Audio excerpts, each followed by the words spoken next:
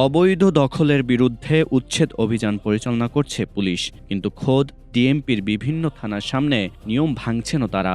বনানী থানার সামনের দৃশ্যটা দেখলে আপনার মনে হবে এটি কোনো অভিজাত এলাকা নয়, বরং পরিত্যক্ত গাড়ি রাখার স্টেশন। খোলা আকাশের নিচে রোদ বৃষ্টিতে নষ্ট হচ্ছে কোটি টাকার সম্পদ, আর তাতে ভাগ বসিয়েছে আগাছা আর ধুলোর আস্তরণ। শুধু তাই নয়, পড়ে থাকা এসব গাড়ির বিভিন্ন পার্টস যেন হাওয়ায় মিলিয়ে গেছে।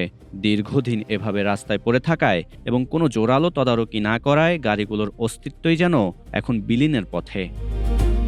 একদিকে অবৈধ রাস্তা দখলের বিরুদ্ধে যখন উচ্ছেদ অভিযান চলছে, তখন রাজধানীর বিভিন্ন থানার সামনেই দেখা মিলছে ভিন্ন চিত্র। খোদ থানার সামনেই প্রধান সড়কের একাংশ দখল করে আছে বছরের পর বছর পড়ে থাকা জব্দকৃত এসব গাড়ি। এতে বাড়ছে যানজট, ভোগান্তিতে পড়ছে সাধারণ মানুষ।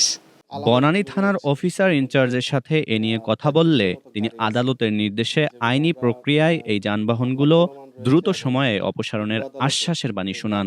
আলামতগুলো রয়েছে, এর মধ্যে 35টার মতো গাড়ি আছে, যেগুলো আমরা মামলা চলমান রয়েছে এবং বিজ্ঞ আদালতে এই গাড়ির বিষয়ে আলামত নিষ্পত্তির বিষয়ে আবেদন দেওয়া আছে।